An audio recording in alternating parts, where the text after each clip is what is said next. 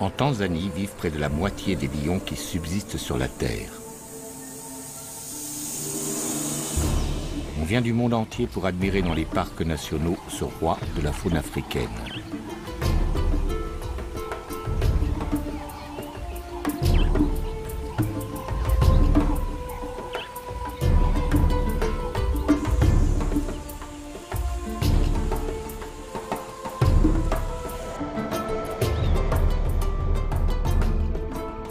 Les 20 000 lions de Tanzanie ne vivent pas uniquement dans ces réserves où ils sont adulés et protégés. Dans le reste du pays, loin des safaris et des touristes, les lions sont détestés. Pour toute une population rurale qui défend son bétail ou sa vie, ils demeurent de dangereux prédateurs qu'il faut éliminer.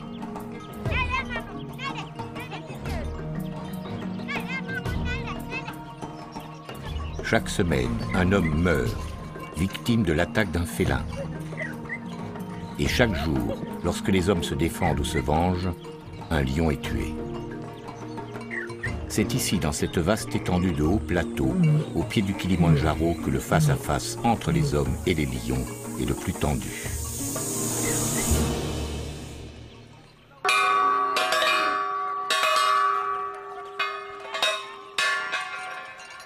Nous sommes à Mboret, un village de la steppe Maasai, situé le long du parc national de Tarangire, une zone infestée de lions. Ce jour-là, la leçon est un peu particulière. L'école reçoit la visite de Rose Mocha du département de la faune sauvage. Rose Mocha parcourt la région à la rencontre de tous ceux qui sont confrontés aux lions. Un travail d'information et de prévention. Levez-vous. République de Tanzanie, bonjour. Comment allez-vous? Je vais bien. Bien. Et vous, comment allez-vous? Bien. Je m'appelle Rose et je vous souhaite le bonjour. Asseyez-vous. Merci. Nous allons parler du lion. Vous connaissez cet animal, le lion? Et qu'est-ce que vous savez sur lui? Il a l'air méchant. Il a l'air méchant. Et qu'est-ce qu'il mange?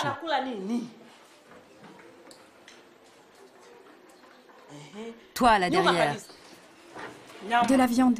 Il mange de la viande. De ce côté derrière? Des gazelles. Des gazelles. Là-bas?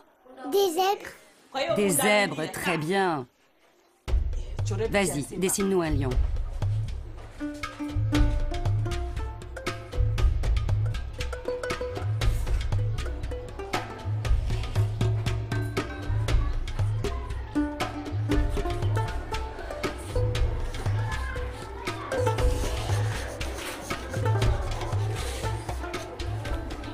Alors, qu'est-ce que c'est? Un lion. Est-ce qu'il y a déjà eu des problèmes avec des lions par ici? Oui. Est-ce que vous avez déjà vu passer un lion? Oui. Vous l'avez vu, hein? Oui. Et est-ce qu'il a fait des dégâts, par exemple dévorer du bétail? Oui. Qu'est-ce qu'il a mangé, par exemple? Un par un, s'il vous plaît. Des vaches. Des vaches. Et quoi d'autre? Des chèvres. Concernant les lions, les petits écoliers d'Mboret en savent autant que les maîtres.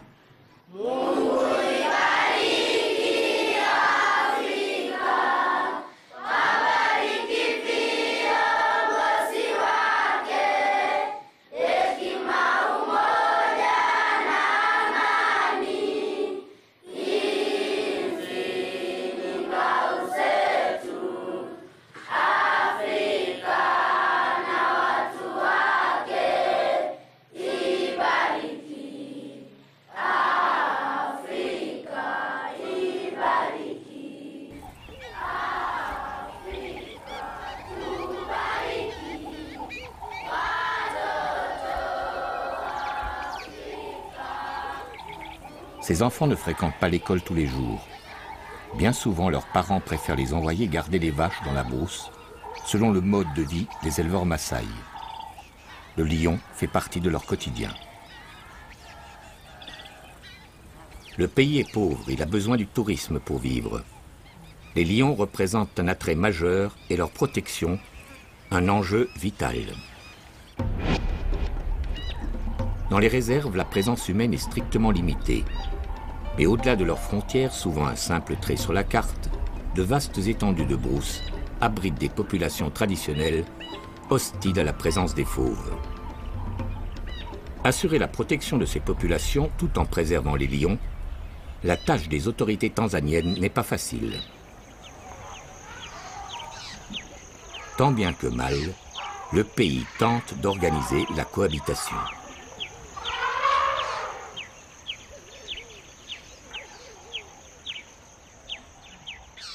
Dans ce conflit entre les hommes et les lions, Bernard Kisui est dédié à la surveillance des félins.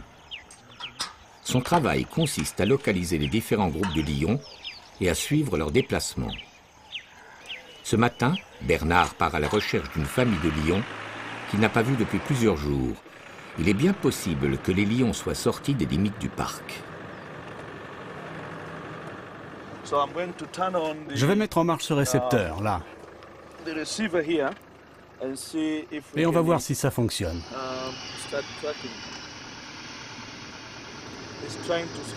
On essaie de capter un signal aux alentours. Même en utilisant les colliers émetteurs dont sont dotés certains lions du groupe, Bernard n'est jamais assuré de pouvoir les retrouver.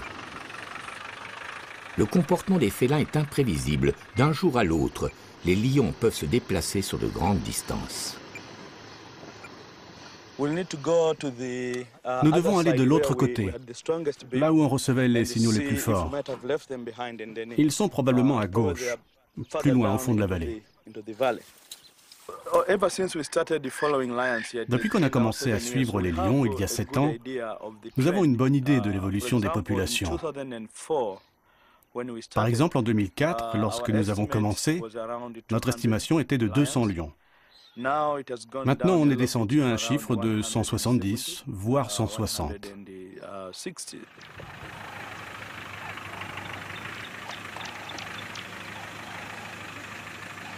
Bernard a fait ses études de biologiste aux États-Unis, mais il sait aussi décrypter les traces de la brousse, comme celle inscrite ici, dans le sable d'une rivière asséchée. Ces empreintes vont lui permettre de remonter la piste des félins. Attention, il y a des éléphants.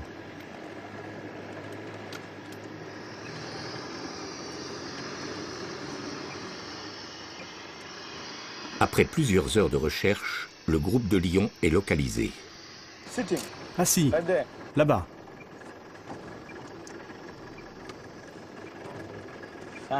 Enfin. Ils sont 4. Laissez-moi vérifier.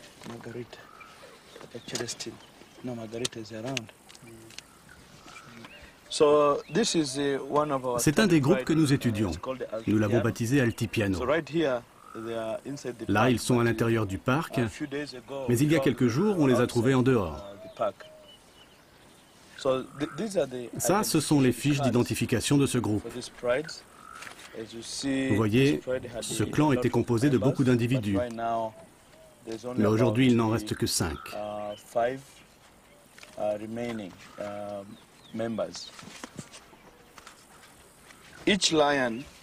Chaque lion des groupes étudiés a sa carte d'identité. Il y a Célestine, la femelle qui porte un collier émetteur. Il y a Alan, Alvin et Sally aussi. Sur la fiche est indiqué le nom du groupe auquel il appartient, le nom que nous lui avons donné. Il y a également sa date de naissance et aussi le nom de sa mère. Ce sont des informations très importantes parce que ça nous permet de suivre chacun d'entre eux. Maintenant, pour les reconnaître, vous voyez ces marques? Elles sont uniques et propres à chaque individu. Et elles ne changent jamais tout au long de leur vie. Au dos de la carte, vous voyez ces entailles sur les oreilles. Elles sont aussi uniques. On les reporte sur ces représentations et ça nous aide à les reconnaître. Mais nous avons aussi la localisation GPS. Alors je vais enregistrer les coordonnées du lieu.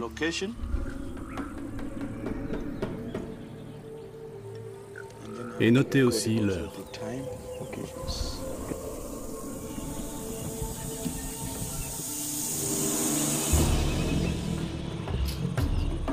Bernard est rassuré.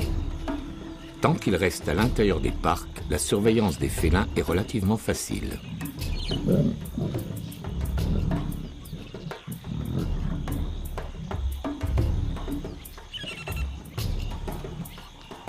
Mais tous les lions ne vivent pas dans les parcs. Et ceux qui s'y trouvent n'ont que faire des limites établies par les hommes. Ils se déplacent au gré de leur chasse. Les lions obéissent d'abord aux lois dictées par la nature.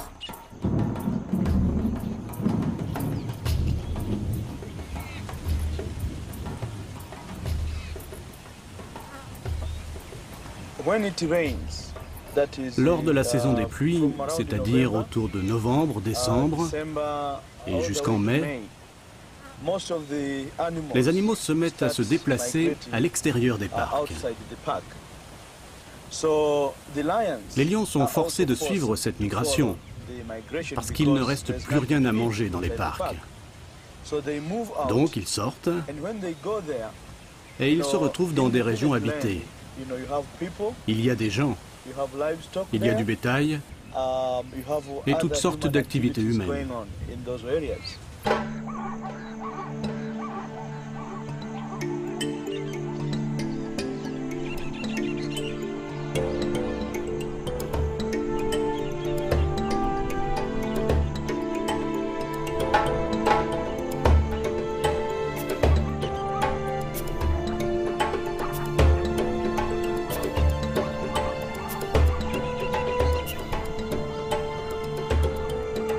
Dans les grandes plaines du parc du Tarangire, à la fin de la saison sèche, en novembre ou en décembre, les points d'eau se sont fait rares. Pour le gibier habituel des lions, les buffles, les gnous, les zèbres, aller boire est devenu plus dangereux.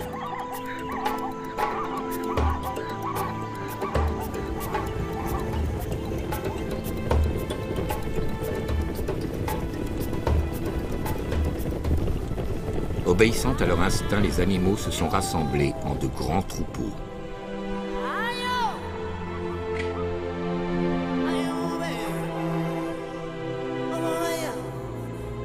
Aux premières pluies, un rituel immuable bouleverse totalement la vie de la savane.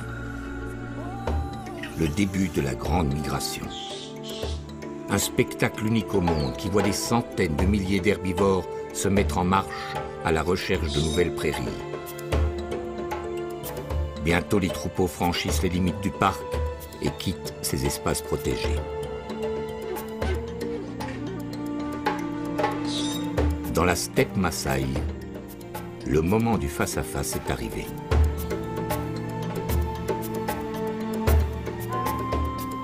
En suivant leur proie, les lions sont entrés sur le territoire des hommes.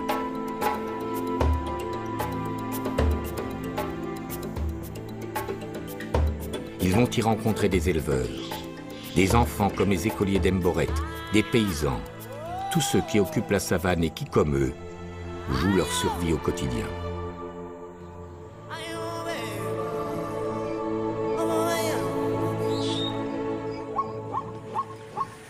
Aujourd'hui, la tournée d'inspection de Rose Mocha l'a conduit chez Isaka, un éleveur Maasai qui vit à proximité d'Emboret, à 1 heure de marche.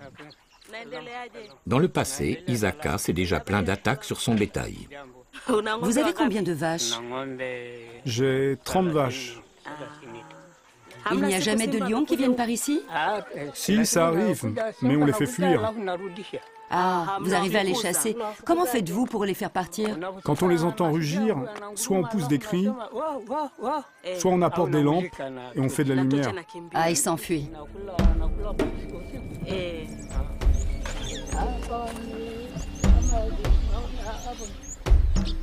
Mais crier ou allumer des feux n'est pas toujours suffisant contre les lions.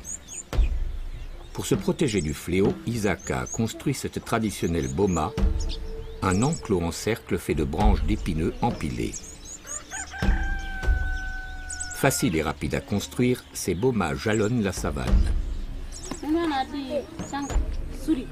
Elles correspondent au mode de vie semi-nomade d'Isaka.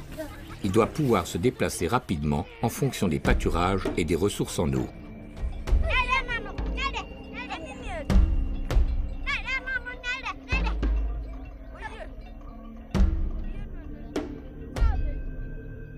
Avec cette boma, en théorie, la famille d'Isaka paraît protégée.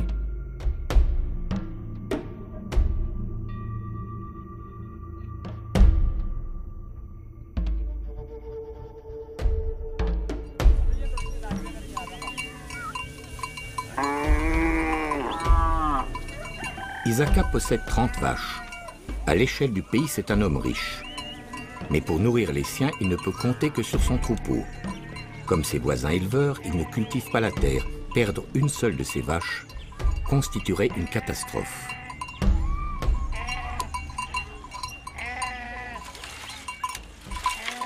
À l'approche du soir, les membres de la famille d'Isaka se hâtent d'enfermer leurs bêtes.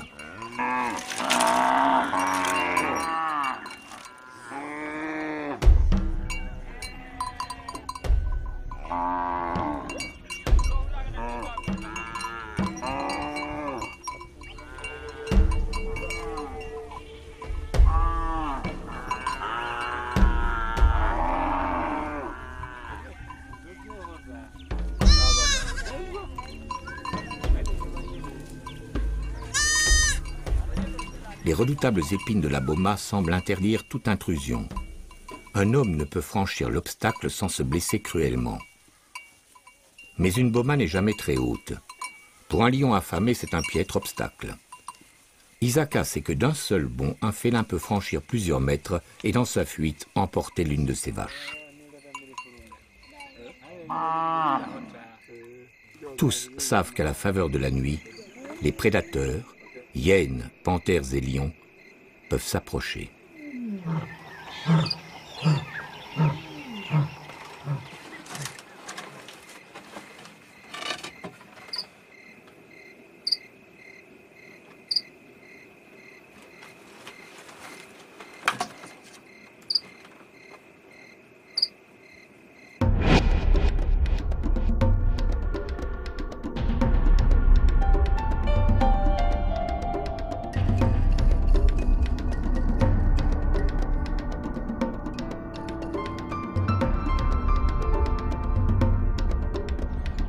Lors de ces tournées, Rose s'adresse en priorité aux chefs coutumiers et aux responsables des villages. Ce jour-là, elle rencontre Suseika, le maire de Lobosiret. Comme vous le savez, nous habitons à la frontière du Tarangire, où se trouvent des animaux qui, eux, n'ont pas de frontières. Bien sûr. Les lions sortent du parc et viennent dans le village. Le jour, ils n'osent pas, mais la nuit, ils peuvent entrer dans les habitations. Il ne faut pas oublier que notre village est sur leur chemin, celui qui mène au parc de Manyara. Parfois, ces lions attaquent les gens et tuent le bétail. Cela nous pose un énorme problème. Donc, ce que vous dites, c'est que votre village se situe dans une sorte de corridor, de couloir entre Tarangire et Manyara. Un chemin que les lions empruntent pour aller d'un parc à l'autre. En faisant remarquer à Suseika que son village se trouve placé sur le chemin des lions, Rose aborde un sujet délicat. Les autorités veulent instaurer des corridors de protection, interdits à toute présence humaine. Ainsi, les hommes et les lions ne se partageraient plus les mêmes territoires. Voir leur village déplacé et les éleveurs obligés d'abandonner leur boma, parmi les Maasai et malgré les promesses de dédommagement, l'idée passe mal. Le désir de ces populations est bien de conserver leurs terres et leur mode de vie traditionnel.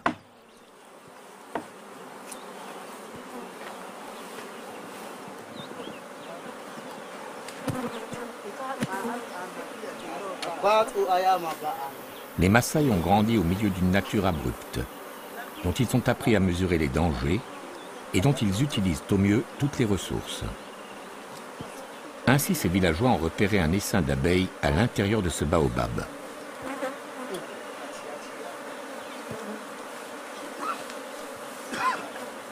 Qu'importe les piqûres d'insectes, le miel fournit un apport en calories bienvenu à ces habitants de la steppe dont le souci quotidien reste de se nourrir.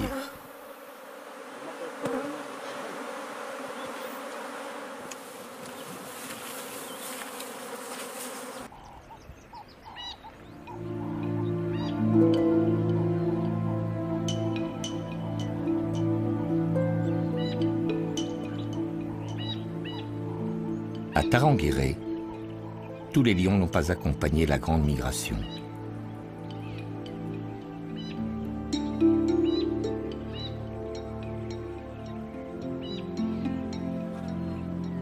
Dans le parc, en ce mois de février, une lionne est demeurée sur place, gênée par la naissance d'une portée de lionceaux.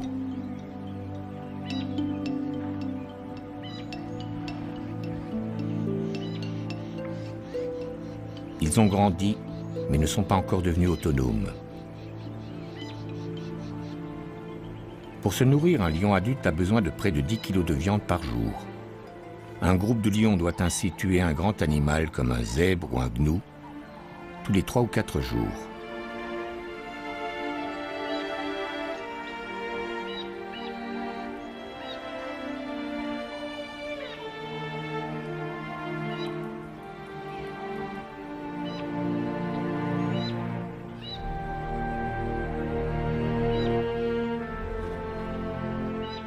Or, avec la migration, le gibier a déserté la réserve et la viande manque.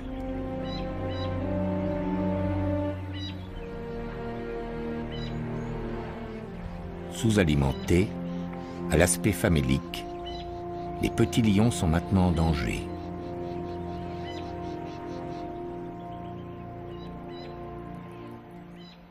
Sans relâche, la lionne guette.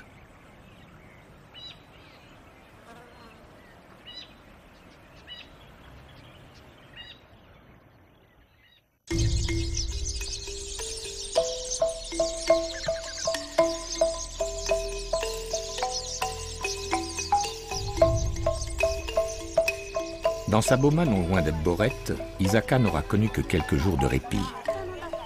Peu de temps après notre visite, l'éleveur a été réveillé en pleine nuit par les aboiements de ses chiens et les meuglements de son bétail. La boma de son voisin était attaquée. 2 lions ont pénétré dans l'enclos, y ont tué 2 vaches et ont commencé à les dévorer sur place. Dans la confusion, tout le bétail paniqué s'est enfui dans la brousse. Les hommes ont alors crié et apporté des lampes pour tenter de faire fuir les fauves, en vain.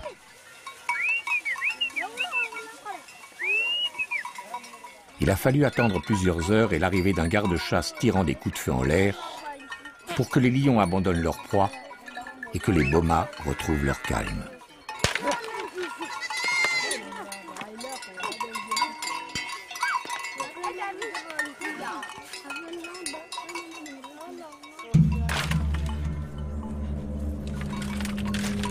Pour le voisin d'Isaka, le bilan est lourd. 2 vaches tuées, c'est 800 000 shillings de pertes, près de 500 €. Plus d'1 an de travail au salaire moyen et aucune indemnité de prévue.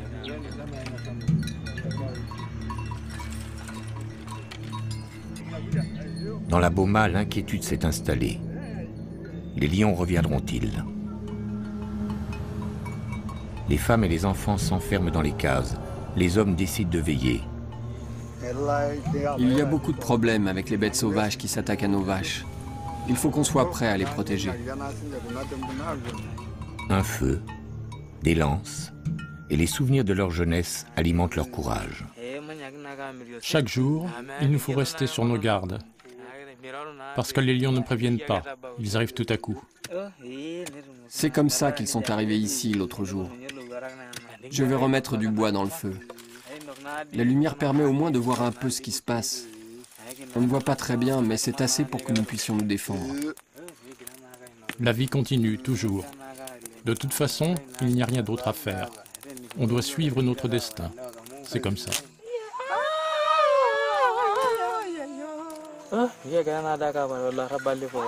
Quand on y pense, autrefois, on les tuait, les lions. Je me souviens d'un jour, on en a coincé un.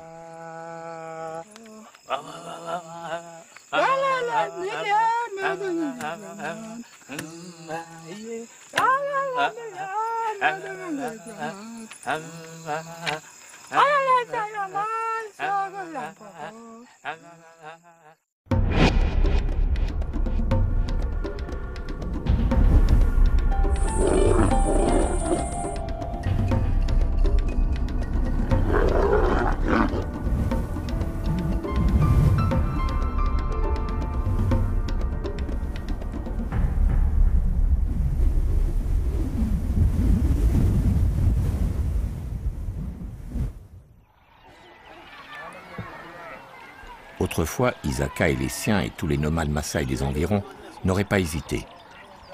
Ils auraient pisté les lions pour se venger.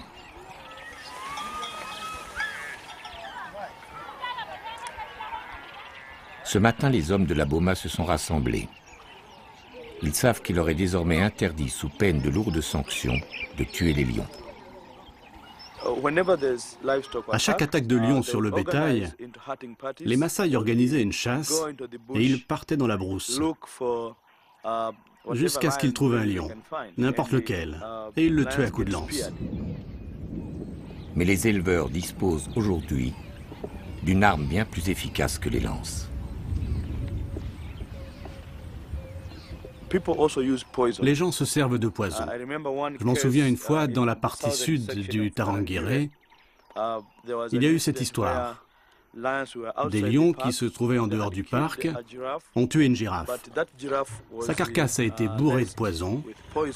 Et plus tard, nous avons trouvé 5 cadavres de lions dans la zone où ce poison avait été utilisé.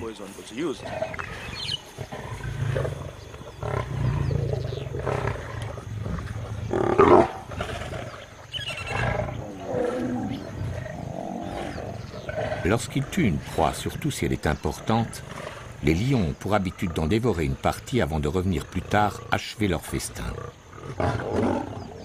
Pour ceux qui veulent se débarrasser discrètement du prédateur, il suffit alors de répandre dans la carcasse de l'animal mort des pesticides utilisés dans l'agriculture et disponibles sous forme de poudre.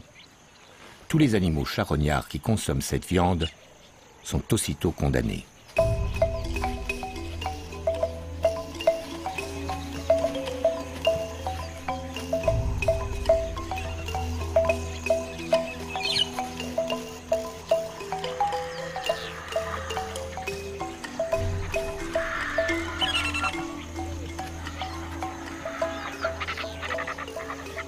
Alertés par la mort de lions, mais aussi par des hécatombes massives de vautours, de chacals et de hyènes, les autorités ont mené leur enquête.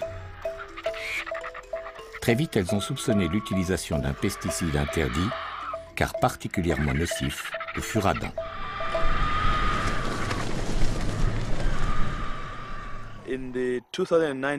Lors de cette affaire de girafe, nous avons pu faire des prélèvements. Nous les avons apportés à un laboratoire gouvernemental qui a pu vérifier. Et c'était du furadin qui avait été utilisé. Depuis, nous savons que dans cette région, le furadin est utilisé pour tuer des lions. Il y a environ 150 lions qui sont tués chaque année dans la steppe Maasai, ici, la région dont nous parlons. 150. Et on parle de ceux pour lesquels on retrouve les restes, les carcasses, et pour lesquels les témoins nous racontent avoir vu les lions morts. Mais il y a des lions qui ont été tués et dont on n'a pas connaissance et pour lesquels aucun rapport ne peut être fait. Donc on peut doubler le chiffre. De 150, on passe à peut-être 300 lions, tous victimes de l'aggravation du conflit entre les hommes et les lions. Nous devons voir comment on peut faire diminuer le braconnage, la chasse illégale, les empoisonnements, les pièges, tout ce genre de choses. C'est crucial pour sauver la population des lions. Lion population to be rescued.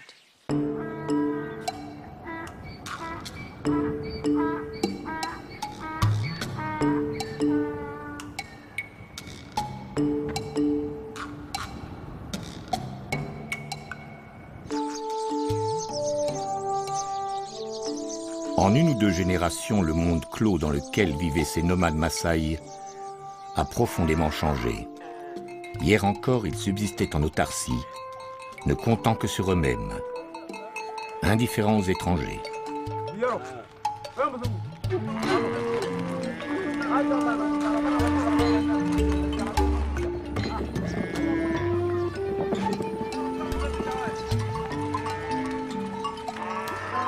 Mais la démographie a explosé.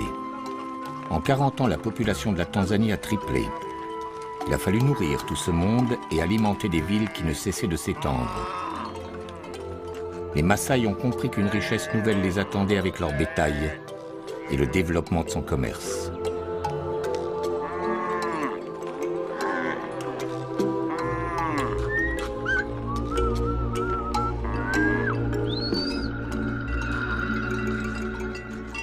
Isaka, comme tous les éleveurs de sa région, se rend maintenant régulièrement dans la grande cité du Nord, à Arusha.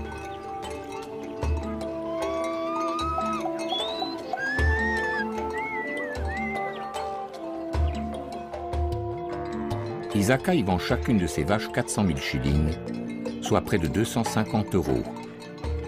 Il met 2 jours pour gagner à pied les abattoirs.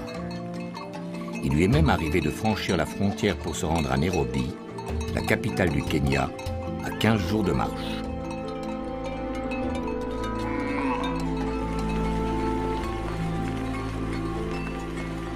La steppe Maasai voit défiler sans cesse ses grands troupeaux de bovins. Petit à petit, le bétail domestique a envahi la savane à la recherche de nouveaux pâturages et de points d'eau.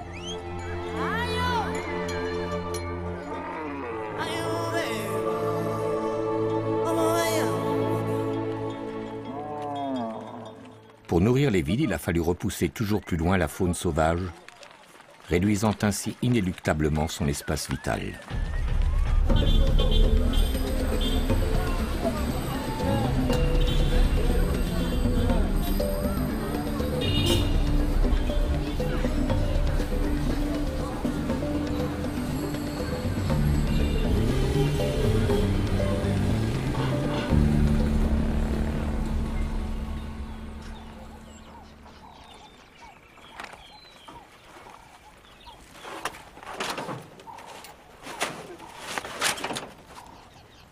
Nous sommes près de Simanjaro, un village situé au nord du parc de Tarangire, le long de l'un de ces fameux corridors empruntés par les lions.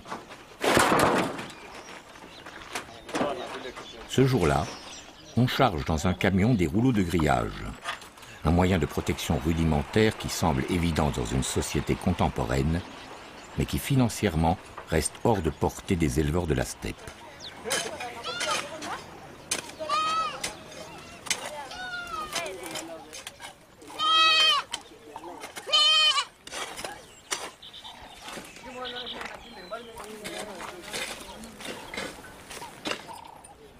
Dans cette boma, les travaux d'installation sont en bonne voie, malgré l'air dubitatif de certains des Maasai présents.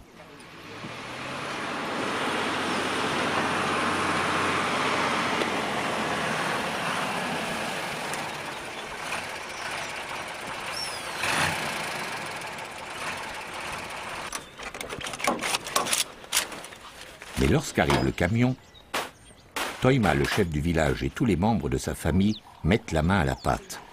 Ils ont parlé avec des voisins déjà équipés et le téléphone de la savane a parfaitement fonctionné.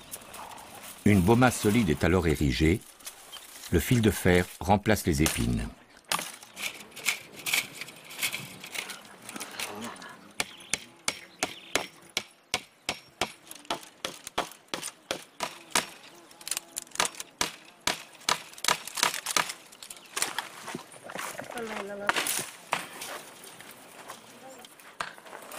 Ces clôtures vont-elles s'avérer efficaces contre un prédateur aussi puissant que le lion? Pour répondre à cette question et à titre de test, une centaine d'enclos, financés par des associations occidentales, sont en cours d'installation autour de Simanjaro.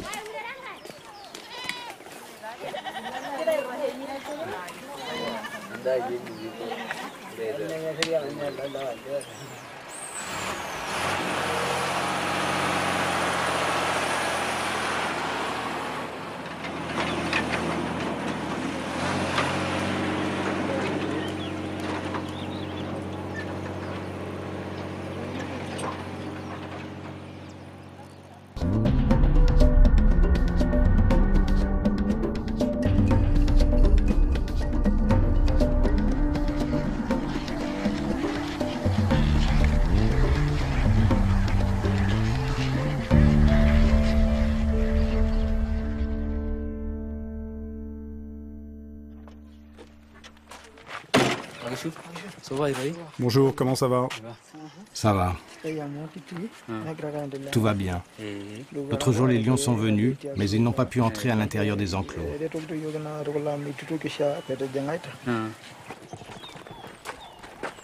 Dans les bomas déjà équipés, les autorités viennent aux nouvelles et inspectent les clôtures. Les premiers résultats semblent encourageants. Déconcertés par les fils de fer, les lions se sont éloignés. 1 millier de bomas seront bientôt grillagés. Maintenant, grâce à cette clôture, ils sont tranquilles. Les animaux sauvages n'attaquent plus le bétail. Oui, depuis tout va bien. C'est beaucoup mieux parce que nous pouvons dormir tranquilles. Et les animaux aussi.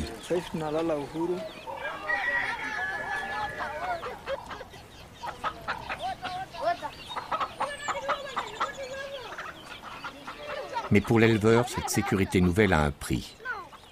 Les clôtures ont pour effet de sédentariser Toiba et les siens.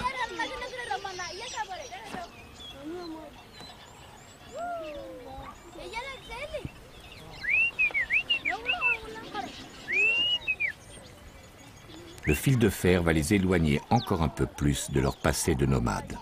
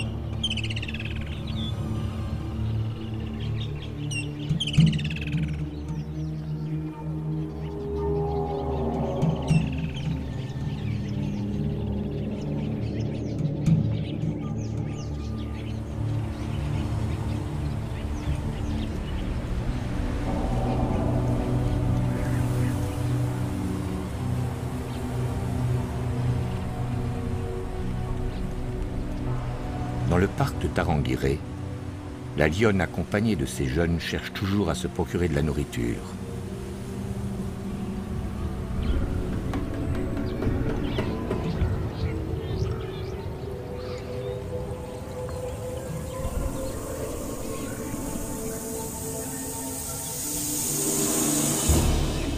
Maigre et manquant d'énergie, ses attaques sur le peu de gibier qui reste à l'intérieur du parc deviennent imprécises. Peut-être qu'un jour, à la faveur d'une rencontre, notre lionne n'aura d'autre ressource que de s'en prendre à un gibier plus facile à tuer. Nous sommes au sud de la Tanzanie, le long de la grande rivière Rufiji, qui borde la réserve du Selous, la plus vaste d'Afrique. Des populations de paysans sont établies d'un côté de la rivière, mais les champs qu'ils cultivent, ainsi que les zones sauvages, se trouvent sur l'autre rive. Chaque matin, ils traversent la rivière pour aller travailler leurs terres, et chaque soir, les pirogues les ramènent dans leur village. Longtemps, ils se sont crus à l'abri, protégés par la largeur du cours d'eau. Pourtant, l'histoire vécue par ces paisibles villageois hante encore leur mémoire. Durant 2 ans, un mangeur d'hommes a semé la terreur dans la région, dévorant 40 personnes et en blessant des dizaines d'autres. Surnommé Oussama par la population locale, ce lion a traversé le fleuve. Il n'a pas hésité à rentrer à l'intérieur des habitations pour y saisir ses victimes. C'est l'histoire qui est arrivée à Salma. elle ne doit sa vie qu'à son courage. Elle a affronté le fauve et a réussi à le mettre en fuite. Ce jour-là, j'avais quitté les champs pour rentrer au village. J'ai dit au revoir à mon mari. J'avais trop peur du lion. Donc, je suis rentrée. Arrivée là-bas, à un moment, j'ai dit à ma mère, « Il y a des moustiques, je les entends bourdonner. » Elle m'a répondu, « Prends du bois et allume du feu. La fumée les fera partir. »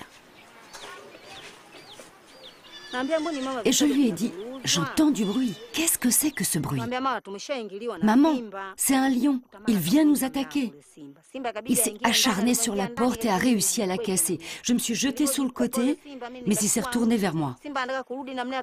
J'ai attrapé un bâton et je lui ai tapé sur la tête. Plusieurs fois.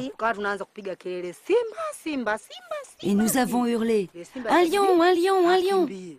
Alors, le lion s'est sauvé, tout le monde est arrivé. En partant, il m'a lacéré l'épaule. Il y avait beaucoup de sang. Le lendemain, on m'a emmené à l'hôpital. Salma a eu beaucoup de chance. L'épaule déchirée, elle a pu être soignée rapidement. Les blessures occasionnées par les lions sont souvent mortelles. Leurs griffes transportent de nombreuses bactéries qui provoquent des septicémies foudroyantes.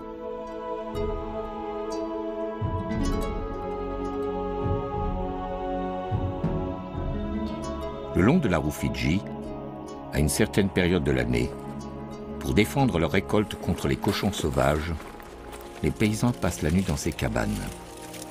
Ils s'installent en hauteur pour se protéger des lions, eux-mêmes à la recherche de ces nuisibles.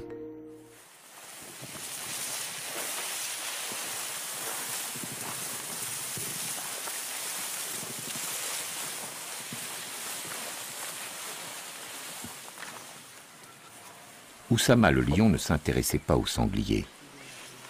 Il avait pris goût à la chair humaine.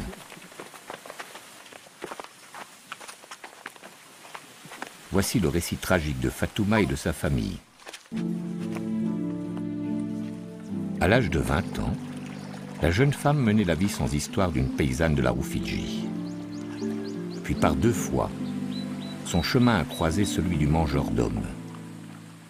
Si le destin a épargné la jeune femme, Fatouma reste marquée par les nuits d'horreur qu'elle a vécues.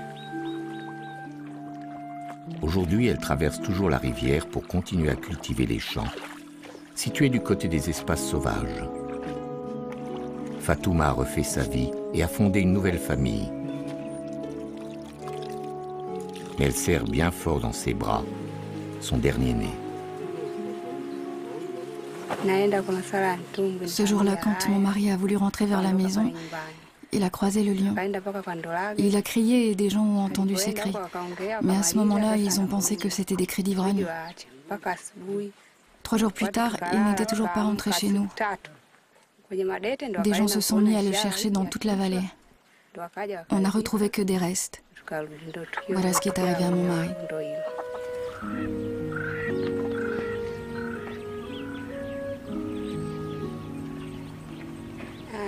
Après l'enterrement de mon mari, je suis restée là pendant les 40 jours du deuil.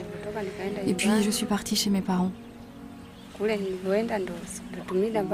jour même de mon arrivée, vers 1h ou 2h du matin, ma mère a bougé et a fait du bruit. Et mon père s'est mis à crier. Après, je n'ai plus rien entendu. Je suis restée avec les enfants en silence jusqu'à la fin de la nuit. Le matin, mon beau-père, le père de mon mari, est arrivé.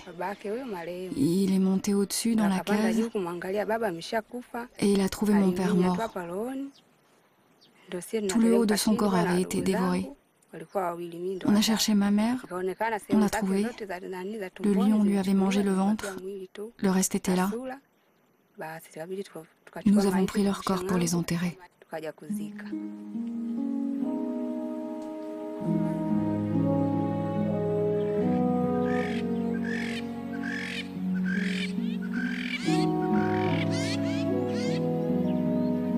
Le lion a finalement été abattu, une bénédiction pour toute cette région. Je m'en souviens très bien. Quand le lion s'est jeté sur nous pour nous attaquer, nous avons pu lui tirer dessus juste avant qu'il nous atteigne. Nous étions 6 ou 7. Et là, le lion est tombé. Et tout le monde a continué à tirer sur lui. Voilà l'histoire de ce lion qui a semé la terreur dans cette région pendant 3 ou 4 ans.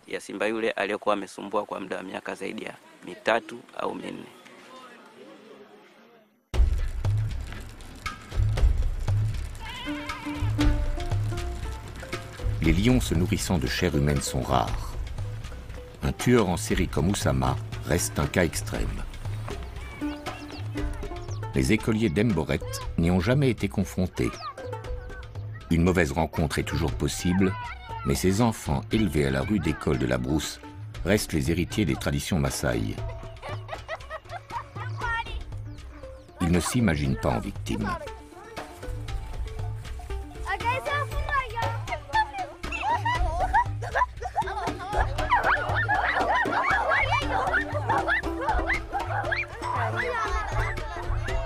Dans la steppe Maasai, la confrontation entre les hommes et les lions semble à son paroxysme. Les autorités en ont conscience. Il faut agir.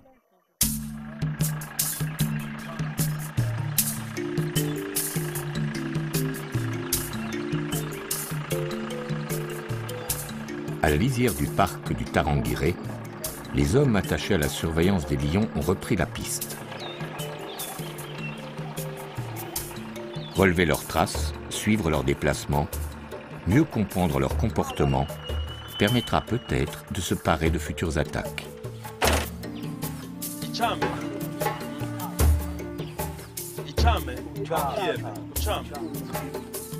Comme dans les Boma, l'apaisement du conflit passe par un travail de terrain.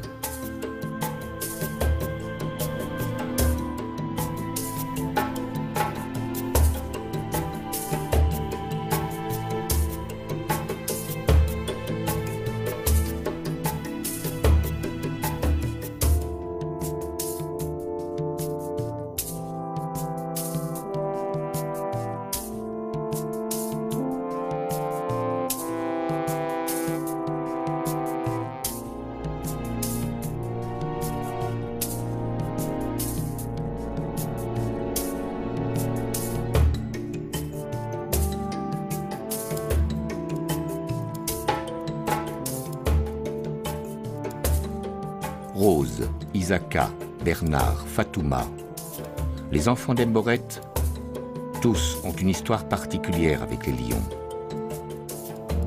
Ils vivent dans un pays où la faune sauvage représente un capital inestimable, unique au monde. Les hommes et les lions pourront-ils continuer à se partager les mêmes territoires? Certains en doutent. Dans ce conflit, il s'agit avant tout de gagner du temps. Mais on sait à présent que pour protéger les lions, il faut aussi se soucier des hommes.